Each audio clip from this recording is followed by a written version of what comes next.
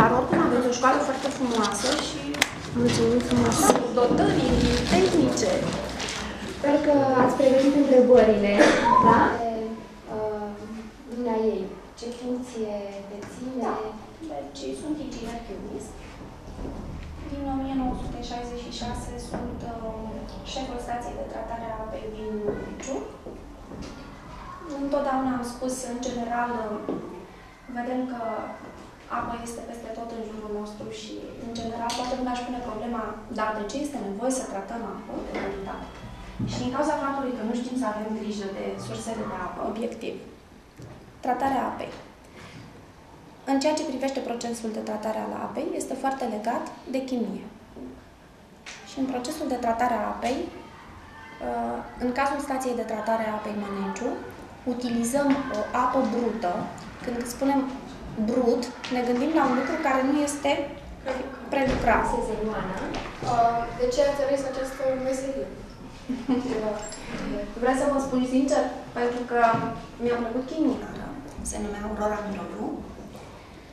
Din păcate, a părăsit această încă de la dumneavoastră și încă din clasa a 7-a, că de fapt noi suntem o chimie, iar tot ce se întâmplă în jurul nostru depinde foarte mult de chimie, pentru că mi-a plăcut. Și ceea ce a început doamna profesor. Drag.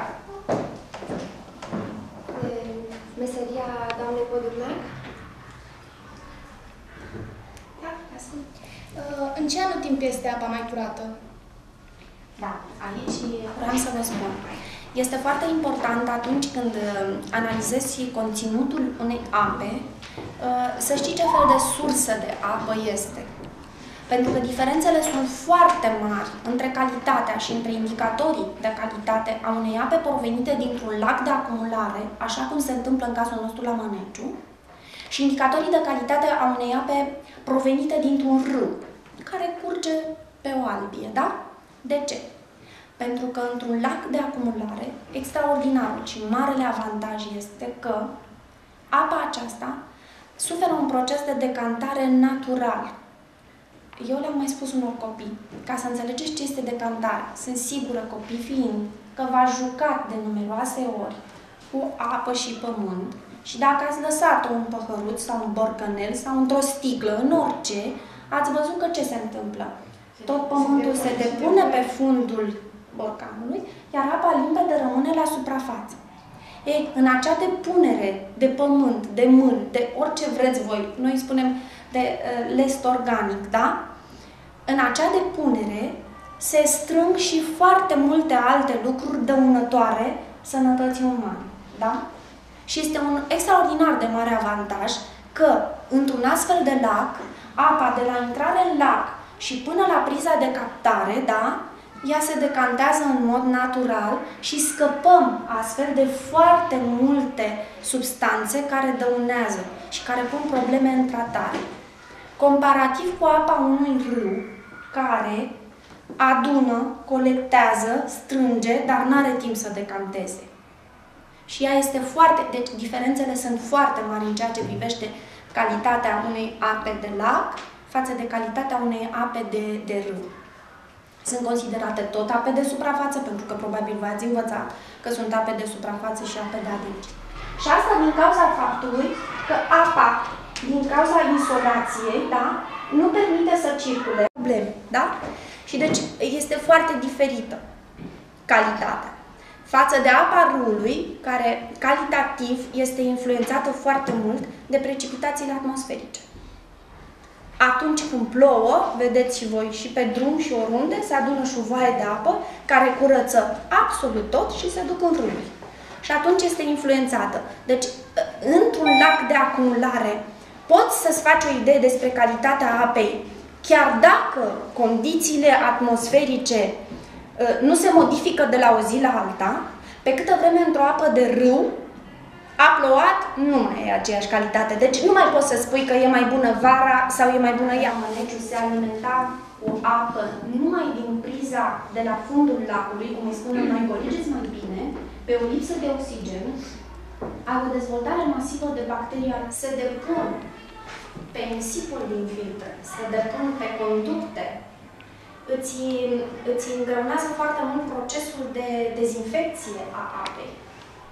Ca să nu mai zicem că pe lângă acesta, lipsa oxigenului duce și la o dezvoltare masivă a compușilor cu azot, nitriți, nitrați și amoniu, care pun probleme foarte dăunătoare sănătății.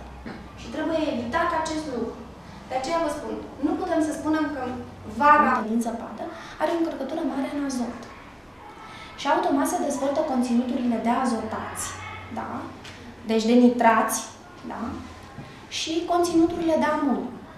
Mai rău este că în apă tot timpul ciclul acesta de transformare din azotați în azotiți, din amoniu, este foarte greu de controlat. Majoritatea dintre noi suntem de la țară și în general auzim un timp, într-adevăr, s-au făcut eforturi substanțiale, astfel încât deșeurile, da, dar și cele menajere și cele programate în apă și mai departe produc mari neplăceri în tratarea apei. Pe partea cealaltă, vedeți că suntem și o zonă în care folosim insecticide sau pesticide sau mai știu ce alte chestii, pentru că am fost foarte surprinsă, am analizat niște ape provenite din zona, din Câmpia Bărăganului și am rămas surprinsă că totuși apele proveneau de la o adâncime de 40 de metri și aveau foarte mari. Am făcut câteva studii respectiv și în urma studiului vreau să vă spun că atât al parametrilor chimici cât și al parametrilor bacteriologici. În toată țara asta. Sunt și foarte multe ape provenite din fântâni și spre surprinderea mea faptul și conținutul de col fecal și cele de suprafață sunt cele mai afectate. Da, conținutul de calciu foarte mare și astea mai departe sunt probleme. Bine, dar nu este bine nici să fie foarte dură, pentru că noi avem norocul la Mâneciu să avem oase. Nu știe să fi făcut probă la o apă atât de curată. Da. De pură. Și duritatea, așa, toate au fost pe 0 la stafilul coci. Deci din punct de vedere al încărcăturii așa, și celelalte toate de 10. Deci au... Undeva la 10. Da. Ca și valori. Da. Bine, depinde ce toate. Exact, nu știu să vă explic exact. Da, era interesant să vedem buletinul de analiză ca să putem să... la primărie și l-am afișat și acolo la fântână. Să putem să-l interpretăm și să le... Exact. Deci e o apă chiar foarte bună. Da. Jumătate ca valoare din parametrii de calitate a apei potabile. Deci deja este o ușurință care nu este dezvoltată... Nimic, absolut nimic. Deci 1500 de metri de abducțiune în vârful dealului și acolo... Nu sunt case, nu. Exact. I-am dat drumul la bună și... Da. Putem prelua brandul și să... Cei 2 litri de apă pe care trebuie să-i consumăm zilnic, nu au voie să conțină. Nu mai vreau să spun ce pățesc cei care consumă această apă și au probleme cu aciditatea și cu stomacul. Și chiar dacă noi avem. O să aibă. Da, deci lucrurile sunt... Dar producătorii de apă, din dorința aceasta de câștig, apare valoarea pH-ului. Ceea ce ați făcut dumneavoastră cu hârtie de pH este mai puțin concludentă, dar este o informație. Acum, standardele s-au schimbat foarte mult. Noi suntem obligați, laboratoarele noastre sunt înregistrate la Ministerul Sănătății și noi depunem o documentație odată la 3 ani pentru înregistrarea în monitorul oficial și suntem obligați să lucrăm după anumite standarde. Deci... Da. S-a format un precipitat acolo, se știe exact conținutul, dar doar să vadă că nu toate mustrele de apă se comportă la asta. Da. În laboratorul nostru se fac lucruri deosebite, da. Din păcate, pentru ca să ceea ce putem să vă arătăm noi aici. Foarte bine că n-am văzut până acum o biuretă. Asta este o pipetă. Din păcate, o biuretă n-am putut să aducem acolo. Da. Ca să vadă. Avem pentru pH. Acum ce? Pentru clorur? Da. A fost ținută, deci e apă... Da. E interesant să vedem ce se întâmplă. Lucrurile sunt foarte simple. În ceea ce privește o analiză de laborator bazată pe titrare, da, reacția chimică, eu nu știu cât... Au făcut neutralizarea, deci reacția de neutralizare... Da? Bun, uite, spre exemplu, pentru determinarea clorurilor din apă, ce sunt clorurile? Știe cineva ce sunt clorurile? A auzit cineva de vreo clorură? foarte des utilizată, day by day. Hai, Diana. Clorura de? Care este, de fapt? Sarea de? Cătărie, da? Ei bine, clorura de sodiu este prezentă în apă. Ai mai spus tu o altă clorură. Clorura de calciu, da? Bun. Toate, în general, clorura de sodiu este cea mai, ca și concentrată. Se modifică ce? Ce gândiți voi? Dacă vă gândiți la clorura de sodiu, pusă în apă într-o cantitate mai mică sau mai mare, ce poate să-i modifice? Gustul, da? Deci poate să fie mai sărată sau mai puțin sărată, da? Deci este clar. Lucrurile sunt foarte simple. V-am zis, dacă gândiți chimia din punctul acesta de vedere și să-l legați de ceea ce se întâmplă cu voi, este foarte simplu. Și normal că apa are și ea un conținut de cloruri. Și ca să determinăm conținutul de cloruri din apă, da? Folosim două substanțe. O substanță care se numește, nu aici, azotat de argint și cred că știți și formula, da? Sper. Și cum se mai numește? Viagra neamului. Da? Așa. Deci știu, da. Și o altă substanță care se numește cromat de potasiu. Asta nu, doar un pic. Da, e probabil e chimia de clasa 10. Nu, chiar încă nu fac la reacție oxidoreducere. Da, da. Și clorurile din apă, de fapt, au rolul ca în reacție cu azotatul de argint să formeze un precipitat. Precipitatul acesta este normal alb, dar folosind cromatul de potasiu, da? Cromatul de potasiu are rolul să schimbe colorația. Deci ionii intră în reacție și cu cromatul de potasiu și o să vedeți voi de la o colorație galbenă, atunci când se termină reacția, ajungem la o colorație ceva de genul, umbru roșcat. Da? După care există niște formule, funcție de mililitri cu care am titrat, sunt niște formule și calculăm să vedem care este conținutul de cloruri din apă. Eu acum, pentru că le știu pe deasupra, este foarte simplu de făcut. Știți ce mi-am luat? Spune. Robinet, da? Și nu mai stăm noi să tragem și să facem titrare, să vedem ce se întâmplă, da? Pur și simplu punem păhăruțul de desubt, agităm și vedem reacția. Da? Nu e transparent. Da, da. Să vă aduc unul de sticlă. Nu, lăsați că văd. Deci întotdeauna se măsoară, pentru determinarea clorurilor, se măsoară 100 de mililitri de apă, da? Îi punem într-un cilindru gradat. Imediat se pune soluția indicatoare, da? Care este cromatul de potasiu. Acum vă spun un lucru. Normal, nu este voie să pui gura pe pipetă. Se folosește o pară. Eu v-am adus-o doar ca mod experimental. Noi ne-am învățat, mai facem și așa. Da? Da. Dar depinde, că sunt foarte mulți reactivi care nu este indicat să e... Da? Deci l-am văzut, l-am măsurat. Sper să nu vă împudăresc. Vă aduc eu ceva să repuneți. Așa.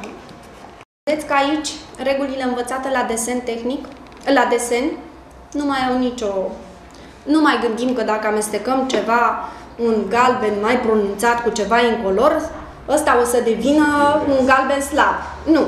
O să se schimbe cu totul, tot ceea ce se întâmplă aici, datorită faptului că are loc o reacție chimică. Vă rog, nu trebuie să mă vedeți când fac ceva. Întotdeauna, în momentul când încep să fac o titrare, este foarte important să știu de unde am plecat. Da? Deci să înregistrez întotdeauna volumul de la care am plecat. Uite, eu o să-l aduc undeva aici, să zicem. Am plecat de la 7 ml, da? Și încep să fac titrarea. Și încep să pun picătură cu picătură în borcanel, da? Am făcut o prostuță, am luat-o cu mâna cealaltă. Eu pot să titrez mai bine așa. Și începem și punem picătură cu picătură în borcanel și uite, de ce punem picătura? Observăm că se schimbă culoarea, da? Și trebuie să-l facem un brun roșcat, spunem noi, da? Băi, dar avem culori. Slavă Domnului! Da, da. Da, deci, ho-ho-ho! Din ce zonă ați luat-o? Dragoș. E un stratat. De unde e luat? Din ce parte a teleajului? De aici? De la pod. De la pod, auziți. Da. Deci deja, uitați-vă, când pun picătura, da, dacă voi vedeți, se formează ceva brun roșcat. Da. Noi ar trebui să punem până când această culoare nu mai dispare, da? Și deja am pus 7. de la 7 la 25, da? Am pus deja destul de mult. Vă consum. Nu este absolut nicio problemă, numai că nu mă așteptam să aveți o astfel de apă. Am luat-o toamna, nu? Toamna. Da. E vreo mină de sare prin zonă, ceva? Vă rog frumos, un șervețel, că am dat un pic de azotat de argint pe... Și ăsta înnegrește. Știm. Uite, deja vedeți? Începe să se facă din ce în ce mai, da? Ia uite. Da? Și am ajuns la culoarea care trebuie. Și citim și am mai plecat noi de la 0 și am mai mers aici cu încă vreo 15, 16, 7. de la 6 la 25. Da? De la 6 la 25. Da, de la 7, pardon. De la 7 la 25 mai sunt 18, 30. Da? Înmulțiți 34,7 15 mg pe litru. În apa potabilă avem maxim voie 200 de mg pe litru și este o apă, vă garantez eu, destul de sărată. Vreau să vă spun că apa de la Măneciu are 14,18 mg pe litru față de 315, deci avem cu vreo 300 de miligrame mai mult. Este foarte sărată apa. Este foarte sărată, da. Bogată în cloruri. Bogată în cloruri. Da, Să mai le punem și pe baie de apă, să le fierbe. Un amestec de indicator de roșu de metil și verde de broncrezol. Sunt niște substanțe de care dumneavoastră voi... Metil oranj știu ei. Da. Da. Metil oranj, ce mai știu, turnesol, Și probabil fenolftaleină, da? Astea sunt. Cei 3 care folosesc. Da. Putem să invităm un elev să vă ajute? Da, uite, să vină cineva. Cine? Și la fel ca și Cine e aici. curios? Cine e curios? Haide, vino aici. N-ai de ce să-ți fie frică. Deci, cum să-ți vă spun, chimia, dacă o cunoașteți, nu face bun. Numai că nu o cunoști, nu face bun. Cum ai vor să facă bun? Da? Să facem bun. Bine, acum, sincer să vă spun, dacă ne punem un pic mintea la contribuție, într-un laborator de chimie putem să facem orice. Chiar și parizerul pe care îl mâncăm, chiar și cremuștii pe care îi mâncăm, putem să facem absolut orice într-un laborator de chimie. Da? Și să nu folosim prea multă carne. Da? Ce problemă. Da, uite, hai te rog, măsoară tu 100 de mililitri de apă. Ai și ochii mai buni, da?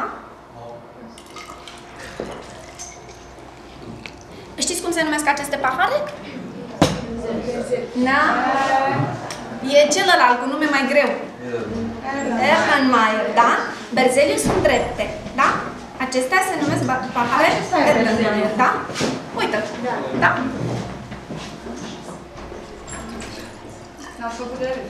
Bun. O să te las? Cred că, da, n-are nimic. E ceva de pe fundul ei. O să te las pe tine să pui indicatorul, da? Iarăși, copiilor le-am spus întotdeauna, gândindu-te că pui o colorație, e un roșu mai închis, un portocaliu, peste alb, te gândești să ai ce? Un roz, un galben, un... Hai să vedem ce se întâmplă, dacă are loc o reacție chimică. Știi, când pui 2-3 picăturele, hai, ai curaj, că nu-ți face nimic, pune mâna pe recipient, așa, așa. Poftim? Poți să tragi, dar nu foarte tare. Atât, suficient. Ok, vezi că nu s-a întâmplat nimic? Pune acolo 2-3 picăturele. Ok, e de ajuns. Ce părere aveți? Da? Asta se întâmplă cu roșu de metil în mediul bazic, da? Se colorează în albastru. O să o punem tot acolo, ca să nu murdărim biroul, că e păcat de el, da? Așa. După care facem titrarea cu un acid. Iarăși, punând o soluție incoloră, ne gândim să ajungem la un bleu, da? Deschis. Să vedeți ce face chimia. Nu ajungem chiar la bleu deschis. Mov, zici tu? Hai, mai ziceți culoare. Ce are? Verde. Super. Hai să vedem ce se întâmplă.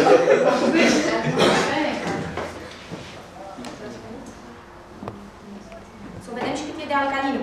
s-ar putea, uite, n-am luat fenolftaleină, nu știu dacă aveți aici, puteam să vedem dacă are alcalinitate permanentă. Și ne dădeam seama în cazul acesta și de pH-ul ei. Dar Nu, metil oranjă. nu. Dacă știam, luăm și fenolftaleină.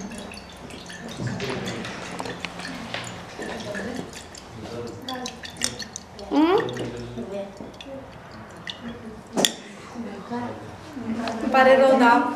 Mai aveați un pic până la verde. Da. Și am chitrat cu 9 ml. Asta înseamnă o alcalinitate destul de bună. 9 înmulțit cu 0,2. Wow! Scuze. Tata să aibă un pH în jur de 7,5-7,6, cam așa. Oricum bazic ne ieșise. Da, clar în domeniul bazic, dar dat fiind valoarea, să fie undeva 7,5-7,6. Deci nu foarte. Nu, da. Deci cam pe acolo. Și asta este chimia, da? Mai trebuie să observați ceva la chimie, cel de durere. Dacă am gustat din ăsta, ținând cont că e acid azotic, în cel mult câteva ore dinții mei vor fi un negru superb, da? Pentru că atacă foarte tare și acidul azotatul de argint fiind, n-am argint, se negrește.